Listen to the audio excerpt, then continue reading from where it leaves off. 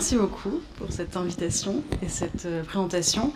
Donc, je m'appelle Emmanuelle Deschlette et il y a bientôt 10 ans, donc on a créé notre agence avec mon frère à Paris et on travaille principalement dans le domaine du logement et on essaye d'aborder de manière assez systémique chacun de nos projets pour travailler à minima avec le béton, donc toujours trouver des alternatives le plus possible, biosourcées et géosourcées, donc la terre, la paille, le bois, la pierre. Pour revenir un petit peu en amont, donc si on revient à la création de notre agence, donc on sort quasiment mon frère et moi de nos études, et donc à l'époque, nous, on ne nous parlait pas du tout de matériaux biosourcés pendant nos études, on parlait beaucoup à cette époque-là de transformation des bâtiments. Donc comment on arrive à transformer, à réfléchir aux usages et à la structure d'un bâtiment pour qu'il puisse accueillir plusieurs usages. Donc on ne parlait pas du tout de matérialité, très peu.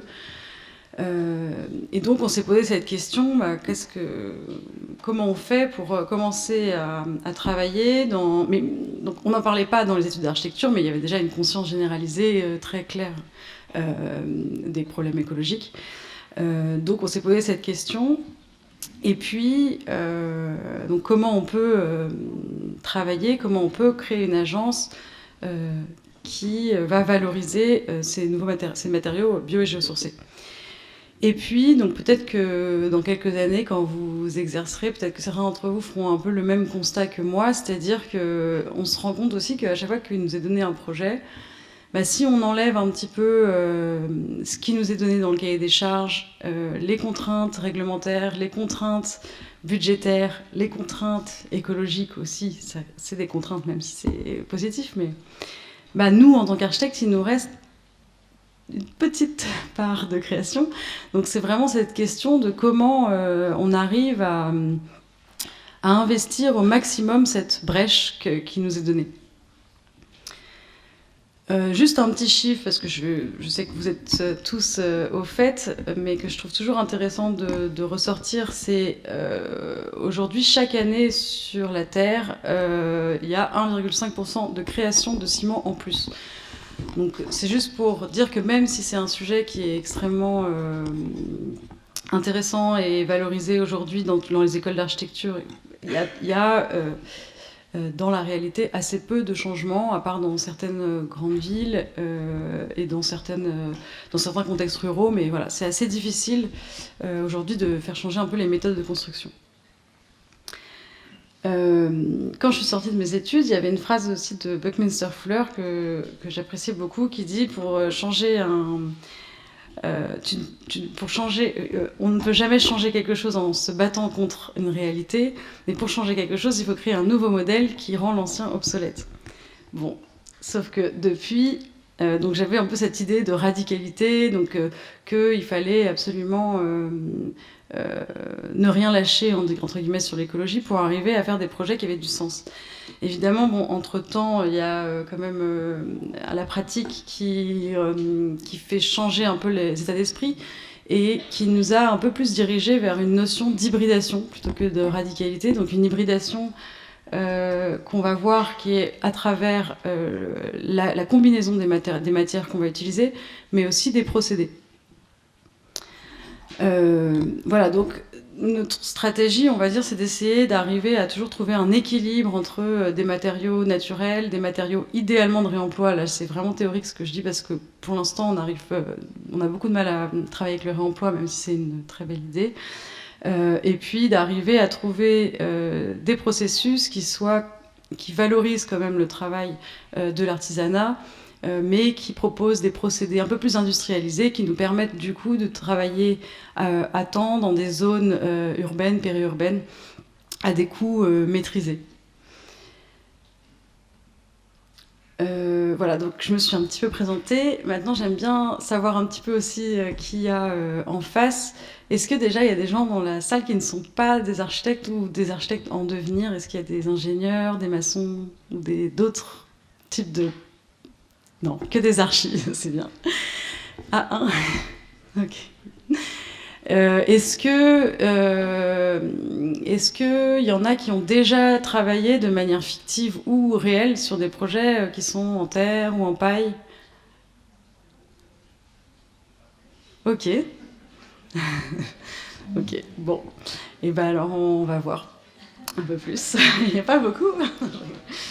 Ok. Donc ça c'est un peu notre projet. On lui doit beaucoup à ce projet. Donc c'est le premier projet qui nous a permis de travailler avec la Terre. C'est une maison de particuliers qui est aussi des espaces ateliers d'artistes. Donc c'est un peu une résidence. C'est une artiste qui habite là et elle reçoit aussi en résidence d'autres artistes. Donc elle nous avait contactés en ayant l'envie, le souhait d'avoir une maison à basse consommation. Elle voulait au départ une maison en bois. Donc la structure est en bois, mais comme c'est une artiste qui travaille beaucoup autour des thèmes de la forêt, elle a été, on a de la chance, très ouverte au sujet de la terre. Donc voilà, donc cette maison, c'est une maison qui a une structure entièrement en bois. À part, à l'exception de cette façade qui est autoportante en terre crue. Et puis, donc on a une parcelle qui est extrêmement profonde. Donc on a voulu valoriser au maximum les apports de lumière sur la rue. Donc ça a été un des premiers sujets à travailler avec les ingénieurs terre. C'est comment on arrive à changer un peu les principes originels de la construction en pisé, où d'habitude c'est beaucoup de masse et très peu d'ouverture. Comment on arrive à dimensionner une façade avec des ouvertures très contemporaines, et donc ces trois poteaux trumeaux, porteurs qui sont relativement suffisamment épais quand même pour supporter l'intégralité de la façade. Le deuxième sujet aussi, ça a été avec la ville. La première question, c'est que quand on a voulu travailler avec la Terre, voilà, pour nous, c'était quand même très important d'arriver à raconter quelque chose d'un petit peu différent, puisque on n'est pas milieu rural dans lesquels on a plus l'habitude de voir à l'époque en tout cas, des murs de pisé. Et on avait vraiment ce souhait d'arriver à proposer une écriture et un langage urbain et contemporain, d'où déjà d'abord ces grandes ouvertures, mais aussi cette association avec des éléments en aluminium qui nous ont aussi permis, avec la ville, de parler d'une certaine forme d'intégration, vu qu'on est entouré, là ça se voit pas sur cette maquette blanche, mais on est entouré de toits typiquement parisiens en zinc. Et en fait, cette association, elle a quelque chose d'assez intéressant, puisque on vient travailler un matériau qui est de l'époque industrielle, donc le métal qui est très fin, très brillant, très lisse, avec la terre qui, elle, qui fait plus appel à des techniques ancestrales, qui est très épaisse, qui est très granuleuse. Et d'avoir travaillé avec le métal, donc là on va le voir un peu après, ça nous a permis d'avoir une façade très monolithique, vu qu'on a des linteaux très fins en métal, mais on va le voir après. Voilà un détail de garde-corps qui se fixe exactement de la même manière que si on avait fixé ça dans du béton. Tant qu'on est suffisamment au centre de l'épaisseur du mur, il n'y a aucune contrainte particulière. Si on est trop en extérieur, il pourrait avoir des parties qui s'effritent, mais si on est au centre, en termes de solidité, c'est exactement le même type de vis que dans du béton. Donc voilà, c'est une maison très verticale, avec différents usages. En fait, on a une maison qui est de plus en plus on monte, plus on est dans les parties privatives de l'artiste, et plus on descend, plus on est dans des espaces d'exposition, de réception. Et on a symbolisé un arbre qui traverse la maison. Bon, ça c'est pour la partie un peu plus symbolique de la maison. Comme je le disais, comme c'est une parcelle très profonde, on avait aussi cette problématique de retrouver de la lumière au centre du bâtiment. Donc parfois avec des vraies ouvertures, et parfois avec des ouvertures, des lumières artificielles, mais qui reprennent toujours cette espèce de tronc d'arbre Voilà, pour la petite histoire, on avait creusé, avant de couler la dalle de béton, une sorte de trésor avec plein de petites choses dans une malle. Donc en dessous de ce tronc, il y a cette petite chose. Voilà. Et puis, voilà, les intérieurs de la maison, c'est beaucoup de bois, beaucoup d'évocations à la forêt, à Matisse aussi, l'art de vivre. Voilà, il y a une fresque qui s'éclaire, qui réagit à la lumière noire, donc avec des pigments. Et pareil pour le terrazzo. Ça, c'est pour le sous-sol. Mais c'est voilà, essayer d'arriver à faire beaucoup certaines d'effets avec assez peu de matière. Donc toute la structure en bois. Là, on voit. Donc en fait, cette maison, au départ, on avait voulu la travailler en blocs préfabriqués et avec la terre des remblais du métro du Grand Paris. À l'époque, et d'ailleurs toujours aujourd'hui, cette terre n'est pas vraiment disponible. Enfin, elle n'a pas encore été vraiment testée. Et à l'époque, c'était tout le processus de la faire analyser et tester, c'était hors d'échelle par rapport à ce projet. Donc on est parti sur la terre de Beauvais, qui est à 1 heure de Paris et qui a déjà été plusieurs fois utilisée dans des contextes parisiens. Et donc c'était très beau parce qu'en fait elle a été intégralement faite sur place avec une seule personne qui pisait et 2 assistants et sans machine, donc entièrement pisé à la main. Il faut savoir que le début du chantier c'était en 2020 et il n'y avait pas encore beaucoup de... Enfin il n'y en a pas tant que ça non plus aujourd'hui, mais quand même on voit la filière beaucoup se développer. On a eu beaucoup de mal à trouver un artisan terre, donc on a trouvé quelqu'un qui vivait à Grenoble, là où il y a le plus de savoir autour de la terre crue pisée, de cette technique de pisée, qui est venu spécialement à Paris pour faire ce chantier de manière extrêmement artisanale et très professionnelle, mais c'était très très beau à regarder tout le process de la terre, de cette espèce de tamis, de grand tamis, où ils viennent projeter un tout petit peu d'eau pour que ce soit suffisamment humide au moment où c'est tassé, mais pas trop non plus, donc il y a un peu un remélange qui est fait. Après, ils sont disposés dans des seaux, enfin voilà, donc il y a aussi, c'est très chorégraphique comme technique à regarder et à écouter. Voilà, donc là on voit le premier étage, le rez-de-chaussée qui est pisé.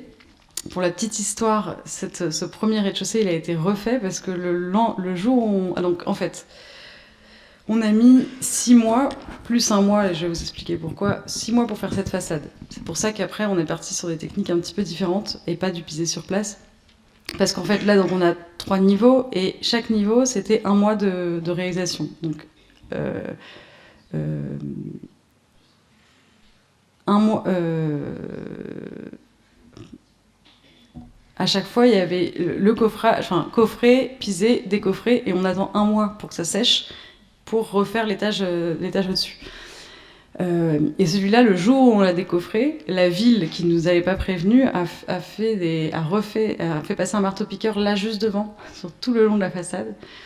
Et donc plein de vibrations au moment du décoffrage, ce qui n'était pas du tout le meilleur timing. Donc du coup, on a refait ce premier niveau.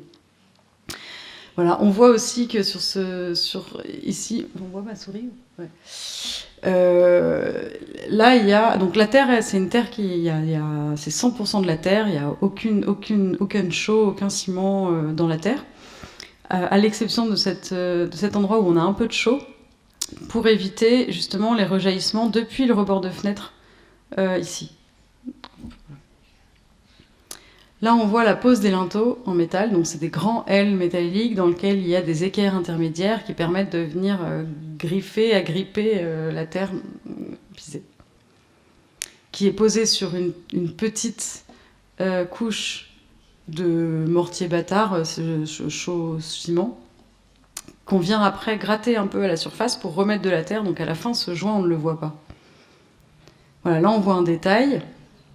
Alors aussi, bon, ça c'est un petit détail de cette maison, mais on a fait faire dans le linteau métallique une réserve pour les fenêtres, pour qu'on ait vraiment les 4 des fenêtres qui soient totalement intégrées dans le pisé, dans le métal. Donc à la fin, on a une très fine épaisseur de menuiserie.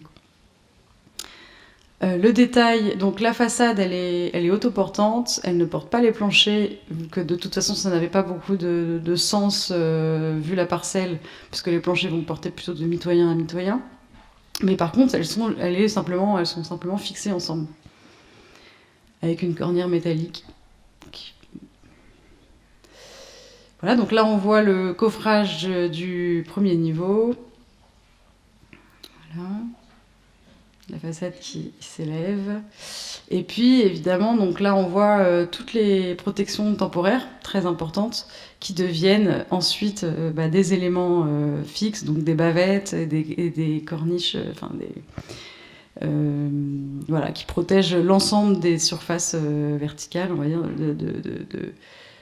de la façade. Voilà, des détails. Là, on voit bien le linteau et on voit bien que ici, sous le linteau a été creusé sur la surface du joint mortier, du mortier bâtard, et on vient remettre de la terre. Et puis, à chaque fois, on met à peu près 20 cm de terre, on pise, et à la fin, les strates sont à peu près de 7 cm chacune. Donc, on a un pisage, enfin, on a une terre ici très, très pisée, assez fine. Et ici, donc ça c'est pour vous montrer un peu les aléas du chantier qu'on a eu, parce qu'on nous pose souvent la question, et en fait, en réalité, je trouve qu'on en a eu quand même assez peu, à part le premier dont je vous ai parlé, avec le marteau-piqueur, mais bon, c'est vraiment un cas particulier. Voilà, d'expérience, j'ai trouvé que la terre, ça demandait beaucoup d'observation pendant le chantier, mais qu'aucune problématique n'est vraiment grave, puisque ça se remodèle très facilement. Par exemple, ici, la façade avait été taguée, et on est juste venu poncer avec un peu de papier de verre pour remettre ensuite un peu de terre. Donc ce qui peut être un peu, voilà, faut toujours bien le faire, parce que ça peut toujours avoir cette sensation d'avoir eu un espèce de pansement. En fait, on voit avec les différentes humidités et tout, on peut voir si on reprend trop la façade. Donc on peut venir essayer de la brosser un petit peu pour refaire les strates. Voilà, un autre sujet qu'on a eu et qui nous a permis aussi d'améliorer notre dessin sur les projets d'après. Ici, donc un peu sur le tard, il y a le bureau de contrôle qui nous a imposé 2 bracons qui permettent de retenir le dernier niveau de la façade, qui est en fait ouvert. Je sais pas si on... Voilà, c'est la terrasse, et donc en fait il n'y a pas de façade derrière, donc il y a ces 2 bracons, et en fait il y en a un qui a été très très très légèrement fixé, qui penche un tout petit peu vers la façade, et du coup, voilà, écoulement d'eau, frottement, voilà. Donc on a remis de la terre protégée, mais on se retrouve avec une petite bavette qui n'est pas très jolie, et qui nous a permis de dessiner plus finement les autres bâtiments, pour éviter justement ce genre d'interaction un peu trop sensible aux écoulements d'eau. Voilà, un autre endroit qui est aussi intéressant, c'est que donc sur ce dernier niveau qui accueille une terrasse avec un banc, on a utilisé quand même du ciment sur la surface intérieure du pisé pour les remontées par capillarité d'eau, enfin voilà, pour éviter ça, mais plutôt que de stabiliser toute une épaisseur de terre, on a plutôt travaillé sur une fine couche de ciment.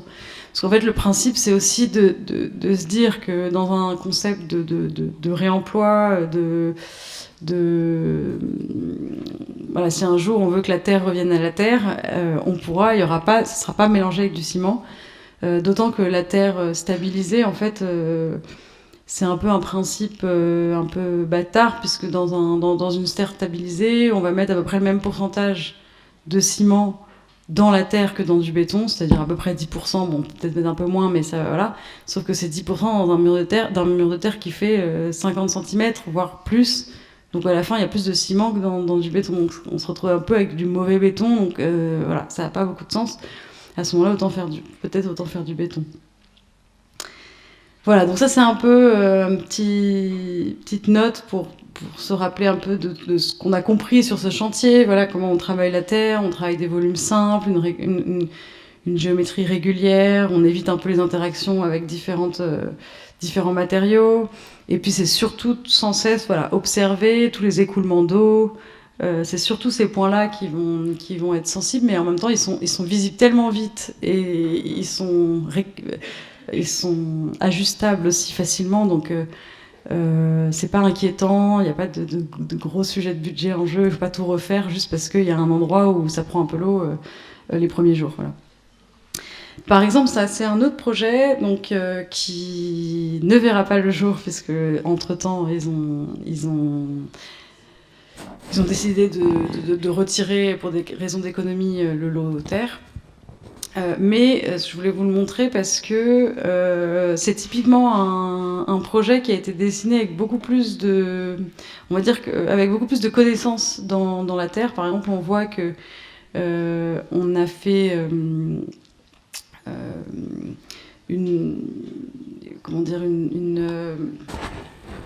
des grands poteaux, enfin une alternance comme ça de trumeaux en terre avec une alternance de tout ce qui va accueillir les menuiseries.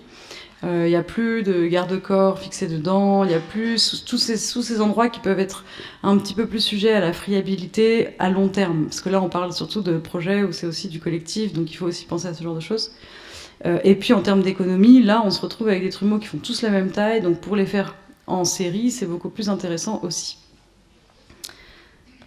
Est-ce qu'il y a autre chose à dire sur ce projet? Non. Voilà, donc voilà le deuxième projet en terre que nous avons réalisé, qui lui est un immeuble de logements sociaux, donc pour un bailleur. On est très heureux de pouvoir amener cette technique dans ce genre de programme. On voit donc à la différence du premier projet, on s'est libéré. En fait, dans le premier projet, on avait fait le rez-de-chaussée en terre.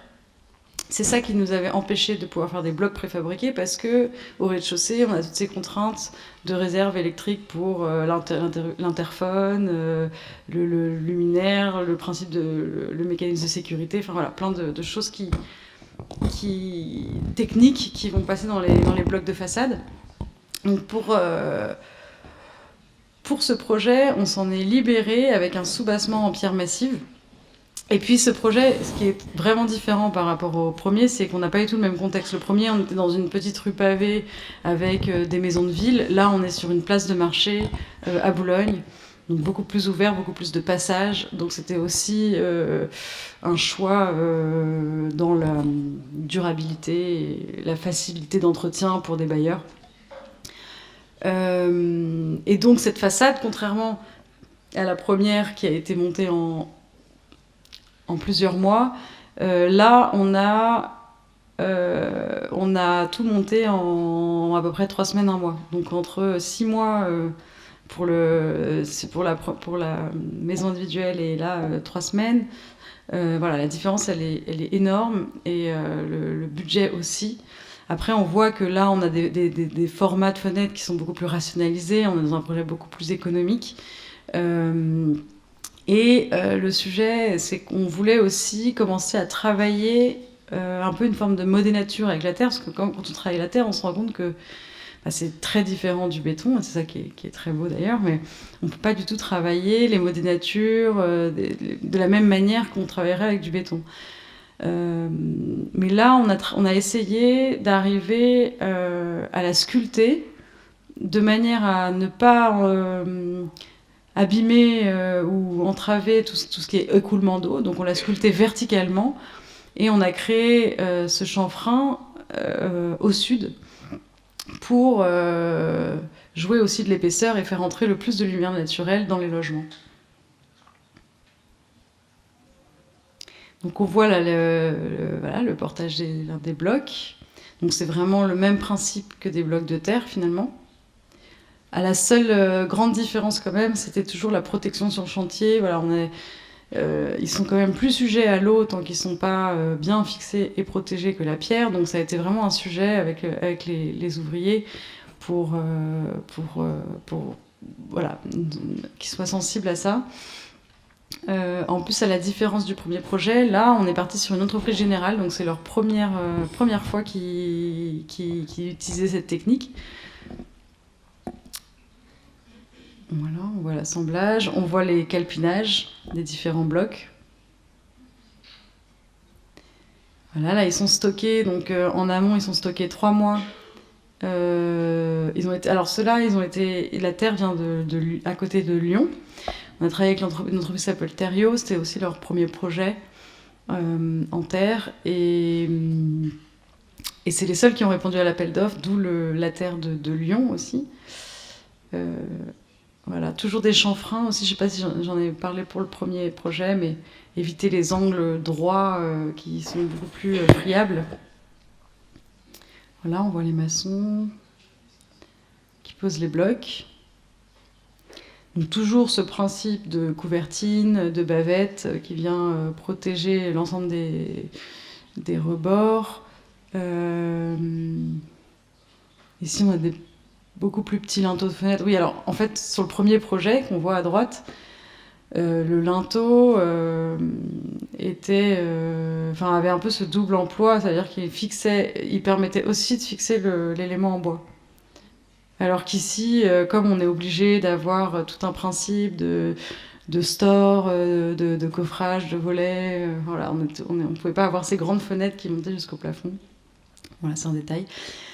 Alors ça, c'est un grand sujet assez intéressant en comparaison des deux projets, c'est que je pense que, comme vous le savez sûrement, la terre, ça a de très très très bonnes propriétés d'inertie, mais c'est pas un très bon isolant thermique au sens en tout cas de la thermique de réglementation qu'on utilise aujourd'hui.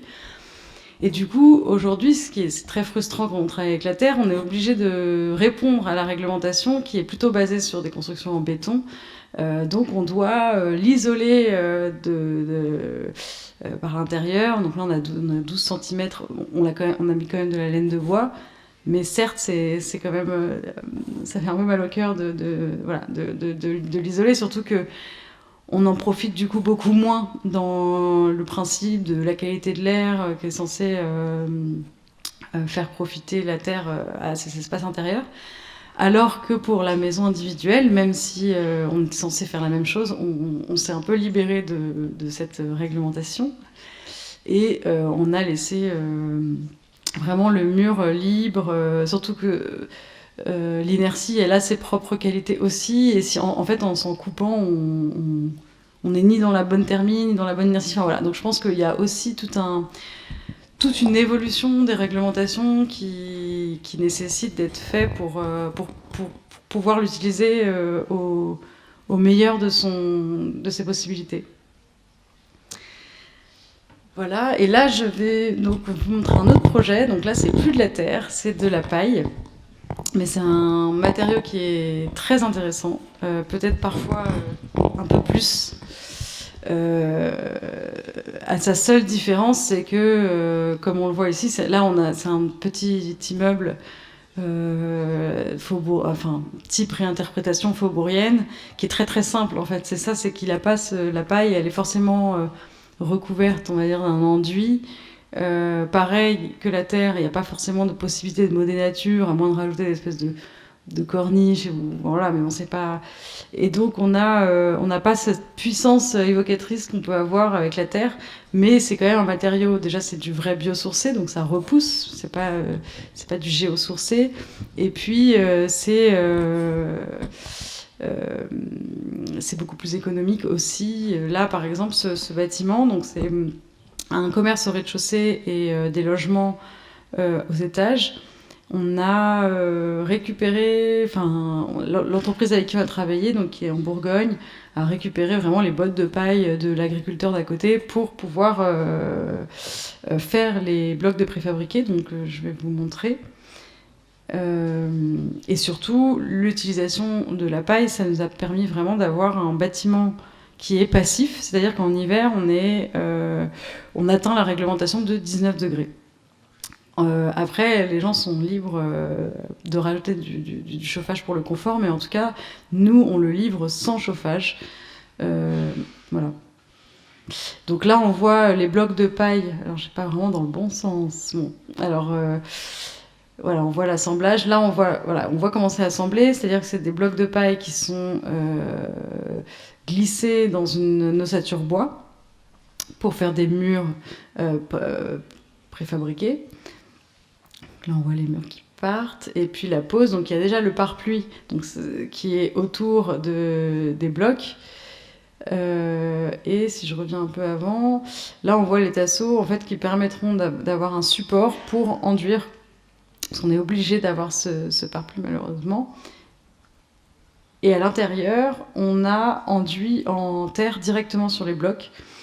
On voit aussi un peu de canis. La canis, elle nous permettait de les coller sur les ossatures bois visibles. Mais sur la terre, on mettait directement la terre dessus. Voilà, comme ça, projeté. Et puis, une autre maison qu'on livre aussi, qui est aussi en bloc de paille. Voilà, mais qui est très simple. Donc pour finir, voilà, les différentes... donc moi, je ne suis pas du tout une spécialiste ni en terre ni en paille. Il y a des gens qui connaissent beaucoup mieux le sujet, mais en tant qu'en tout cas qu'architecte et en ayant suivi des chantiers comme cela, ça permet de se poser quand même. Et voilà, j'essaie de partager avec vous quelques-unes des réflexions qu'on a eues, mais auxquelles j'ai pas forcément les réponses. Mais voilà, il y a vraiment cette question de comment on travaille aussi l'esthétique de ces bâtiments. Je pense qu'il y a un tel regain de curiosité sur ces matériaux qui est hyper intéressant. Mais parfois, en fait, on a une démarche presque d'ingénieur. Voilà, comment on fait pour que ça marche avec la pluie. Moi c'est souvent les questions qu'on me pose. Mais voilà, qu'est-ce qu'on apporte, nous, en plus, architectes, en travaillant ces matériaux et quelles sont leurs esthétiques, voilà, au-delà de leur qualité écologique et technique. Le deuxième sujet, c'est aussi évidemment ces réglementations. On sent que c'est encore en mouvement et qu'il faut encore que ça s'adapte mieux à l'usage de ces matériaux. Et surtout, je dirais que le plus important, nous on nous demande souvent, oui, mais enfin, voilà, comment vous avez fait pour mettre ces matériaux. Mais moi, nous, on n'a rien fait du tout. Enfin, on était là au bon moment, mais on a aussi de la chance d'être dans une ville à Paris où voilà, les réglementations sont durcies à ce niveau-là. Et que ça oblige aussi les promoteurs, les maîtrises d'ouvrage à travailler avec du biosourcé. Et c'est pour ça que c'est quand même très politique. Je veux dire, c'est pas l'architecte tout seul. Enfin, c'est bien d'essayer de convaincre, mais c'est extrêmement difficile. Et voilà, le vrai, je pense que le vrai changement, il se fait beaucoup au niveau politique et au niveau réglementaire dans les villes. Donc voilà, faut pas se décourager. Enfin, je veux dire, voilà, ça marche pas aussi simplement. Ça, c'est assez important. Et puis après, toujours la question qui est aussi est une grande... qui est compliquée, c'est à la fois on veut retourner vers ces matériaux, enfin on veut travailler avec ces matériaux dans l'espoir de réduire le bilan carbone des opérations, mais ça questionne beaucoup parce que dès qu'on commence à industrialiser les matériaux, les procédés, ce qui est très bien parce qu'il faut quand même qu'on évolue, qu'on change rapidement, qu'on arrive à ne plus construire autant en béton et à diversifier les méthodes. Mais ça pose question. Par exemple, en ce moment, il y a beaucoup de projets en pierre dans le bassin parisien, ce qui fait sens vu que c'est une matière très locale, etc. Mais il n'y a pas très une carrière de pierre, mais donc tout est robotisé. C'est travaillé 21/24 avec l'IA. Donc on se dit bon, ok, c'est bien, mais non, voilà. Je pense qu'il y a on est un peu, j'ai l'impression qu'on est dans une époque, on est un peu, comment dire,